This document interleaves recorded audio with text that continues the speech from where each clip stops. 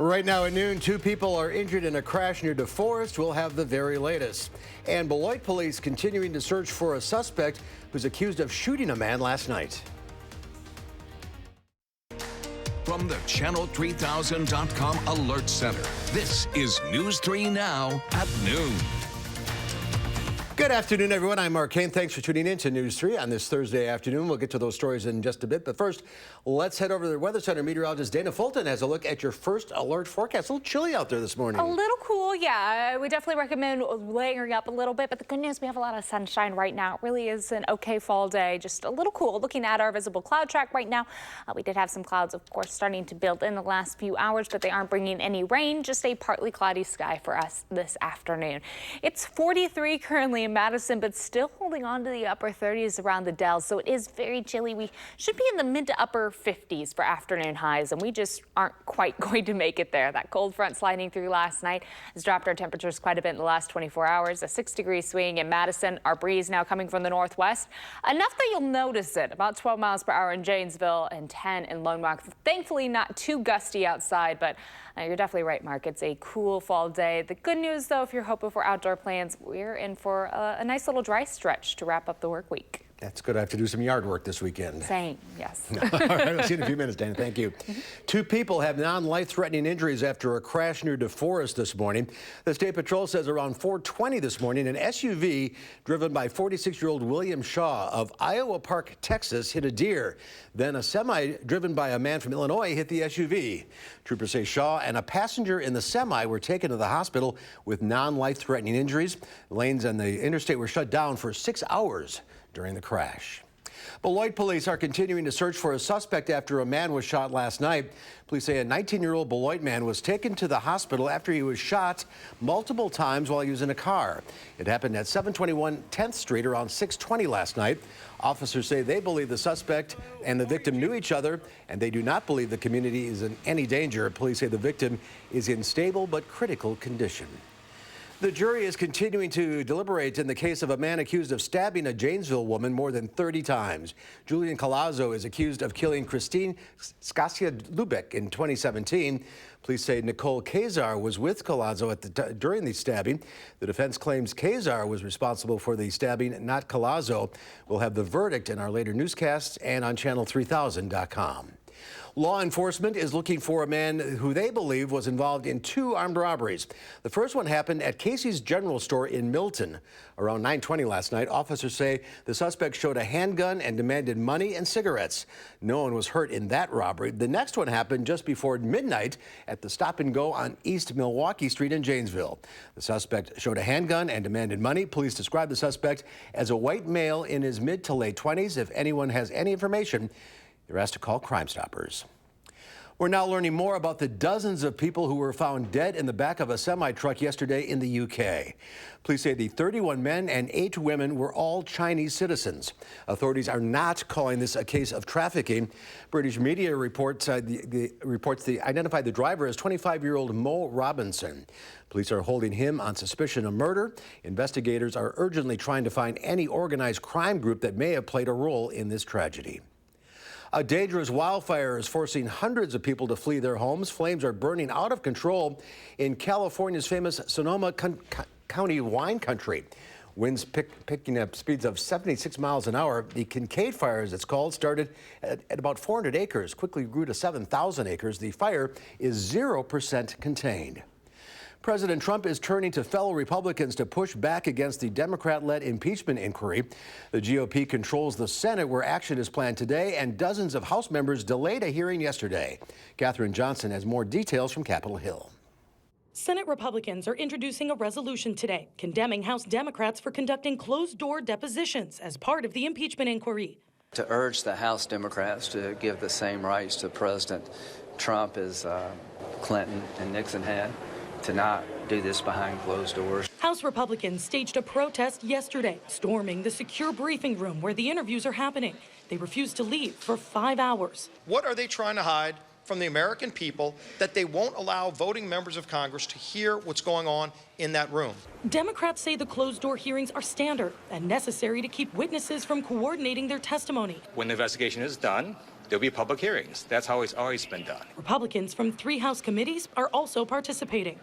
While lawmakers squabble over the impeachment inquiry process, congressional investigators are looking into whether President Trump may have pressured Ukraine's new president even before he was sworn in. CBS News has learned Ukrainian President Zelensky met with his top aides back in May for 3 hours to discuss how to avoid getting involved in American politics. President Trump and his personal attorney, Rudy Giuliani, wanted Ukraine to investigate an energy company former Vice President Joe Biden's son Hunter worked for and look into a debunked conspiracy theory about the DNC's computer server hacked in 2016. The Associated Press says Zelensky cited a congratulatory phone call with President Trump as the source of his unease. I mean, the Ukrainians didn't complain, and they didn't tell any of our ambassadors. President Trump insists he never pressured Ukraine, and there was never a quid pro quo. Katherine Johnson, CBS News, Capitol Hill. And the Washington Post is reporting that Democrats could begin public hearings as part of the impeachment inquiry as soon as mid-November. Members of Congress are gathering for a final farewell to Representative Elijah Cummings on Capitol Hill today.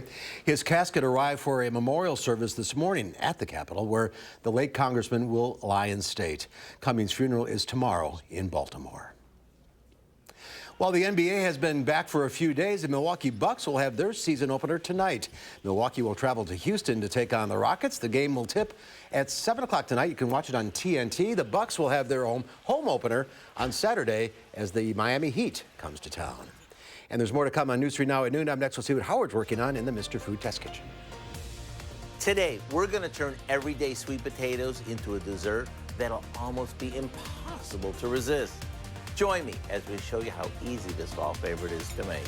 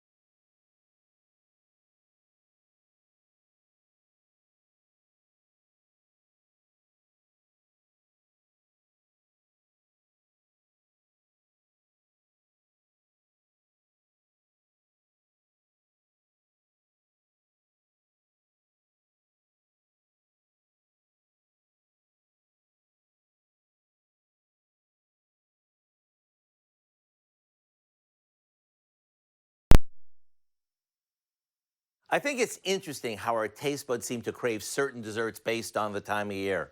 In the spring, we can't wait to make sweets that are lighter and brighter, so we tend to gravitate towards lemon this or lime that.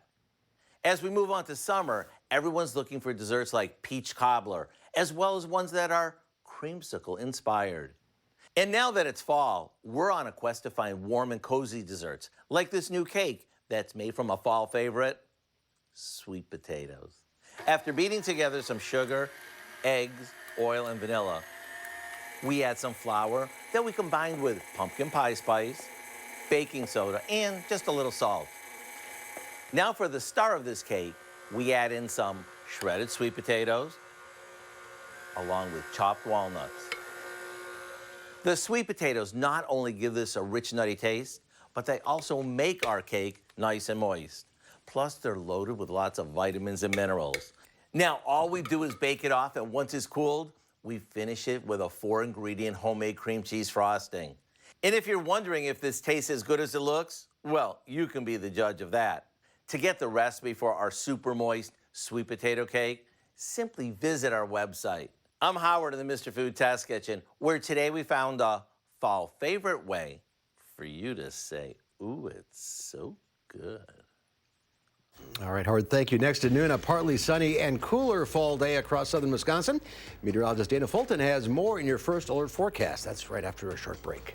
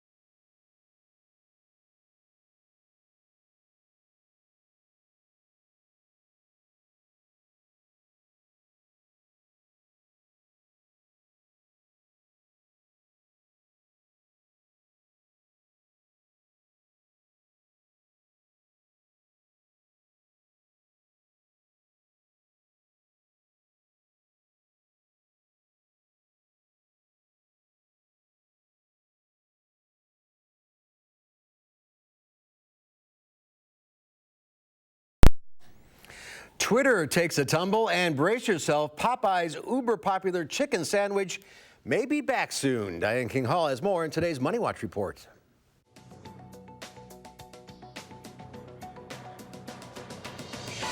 Twitter took a tumble in early trading after posting a weaker than expected quarterly report card. The microblogging site says profits skidded to $37 million, down from $789 million a year ago. Sales totaled $824 million, severely missing expectations. But the social media platform is still pulling in new eyeballs. Twitter added 21 million users from the same time a year ago. Ford turned in better numbers, earning $1.4 billion, but don't expect that to last. The car maker says the fourth quarter will be tough, citing headwinds in China and higher costs to attract U.S. buyers. A new Glassdoor report shows that 3 out of 5 workers have either experienced or seen discrimination on the job. 42% of workers say they have either witnessed or experienced racism. And the same goes for gender discrimination. 33% of workers report they have seen or experienced LGBTQ discrimination. And Popeye's wildly popular chicken sandwich is coming back. According to Bloomberg, the sandwich will be back in November. The item sold out just 2 weeks after it first hit menus in August, following a Twitter feud with Chick-fil-A. This time, the chain reportedly plans to hire hundreds more workers to meet demand. And that's your CBS Money Watch report. For more, head to cbsmoneywatch.com. At the New York Stock Exchange, I'm Diane King Hall. Thanks, Diane. Looking at Wall Street afternoon hour, the Dow Industrial is down 77 points. The NASDAQ, however, up almost 47. The S&P 500 up a little over a point.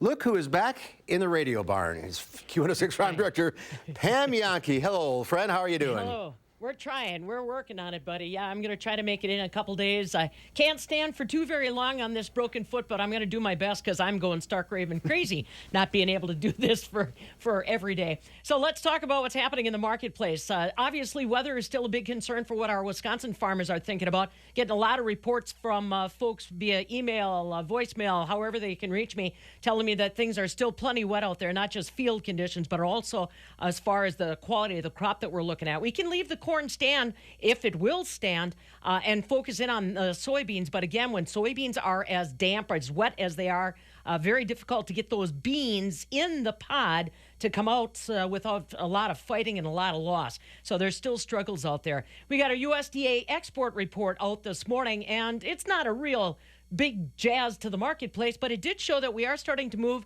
U.S. soybeans into China. 9.7 million bushel of soybeans from the United States headed to China in the 2019-2020 marketing year, which started on September 1st. So that is giving us little cause for improvement on the soybean side of things right now. Corn still in the red ink as far as the middays are concerned. And here around Wisconsin, again, we're just kind of continuing to monitor and see issues. Are we going to have any problems? Do we have any stock issues that we're going to have to worry about?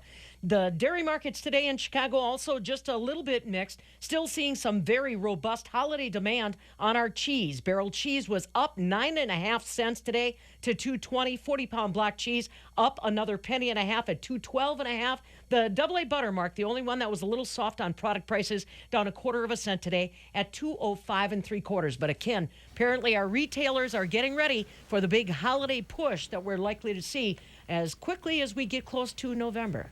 And that's next week. I know, all of a sudden. All of a sudden. I'm glad you're feeling better. You're still in the cast? Yeah, yes, I am. And so it's kind of one of those deals. The doc gave me this much permission to put weight on it. So I'm exhausting this much permission to come in and do the markets. Well, I'm glad you spent it on us.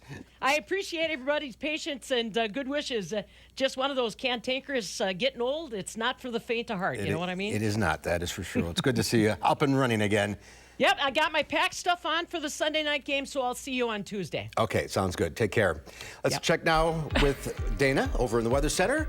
A typical fall day, a little below normal, though. A little below normal. Right now, it's not too bad outside as long as you layer up. Thankfully, the wind not too much of a factor. However, it is just a little cool. It does feel a little more like mid or early November rather than wrapping up towards the end of October. If we look downtown right now, unfortunately, we've had a little bit of cloud coverage kind of build back in. We had some sunshine this morning. Now we're looking at a partly cloudy sky for the afternoon. The good news, most of this cloud coverage will be out by this evening. However, if some of it does hang around, that gives us a little more colorful sunset. We do have that cloud coverage around. Doppler track is nice and quiet. The last 24 hours or so, though, we have had a few areas pick up just over an inch of rainfall with those showers that came through late yesterday and overnight. Most of the area, though, barely a tenth of an inch. Not a major accumulating event. That's the good news. And of course, nothing new coming in for us tonight nor for Friday. That cold front is now well off to the east. behind it, we have some breezes coming from the northwest right now as we have a little bit of high pressure off to the west. It's going to continue to push east. That means our skies will stay clear overnight, and for Friday, we don't have any new moisture moving on in. However, with this front moving away, we're just keeping an eye on our next system that will be approaching as we head into next week. Overnight, again, we do have that breeze coming from the northwest. Heading into tomorrow, temperature-wise, it'll be a little cooler outside early in the day because our temperatures, our skies will stay mostly cloudy overnight. That's going to allow our temperatures to fall quite a bit. Once we get closer to sunset, which is just after 6 o'clock, we fall through the 30s pretty quickly, landing in the upper 20s for our overnight lows by Friday morning with that mostly clear sky. A calm northwest breeze expected for early on Friday. Friday afternoon, though, we're looking at the mid to upper 70s for afternoon highs, so another cool day. Breeze shifts a little bit, becomes more southern by Saturday. That's going to help our temperatures climb just a little bit more in the afternoon. We'll be close to freezing early in the day, and then in the afternoon, plan on those high temperatures getting closer to 50 degrees. Throughout Saturday, it should stay pretty quiet and sunny, but by the evening, our next chance for showers will start to develop heading into Sunday. So we don't get to stay dry for too long, but thankfully these rain chances moving in aren't major accumulating events. So we still have a little bit of time to hit our peak temperatures this afternoon. Then of course we start to drop once we get just after sunset. We're in for another chilly night. Heading into tomorrow morning, we will land in the upper 20s. So if you're heading out early in the day for the jog, it'll be very cool outside early on, about 29 with a light breeze from the northwest. Mostly clear sky. That's what allows our temperatures to fall overnight. Friday will be in the mid to upper 40s, so just a little bit warmer than today. Not too much, though. Mostly sunny skies for Friday. Saturday, though, with that southern breeze, that's when we really will see our temperatures climb on up in the mid 50s for Saturday. A slight chance for showers developing at night, expecting just some light rain. It might linger into early on Sunday morning. During the day, though, for both Saturday and Sunday, it should be dry. Monday's also looking dry.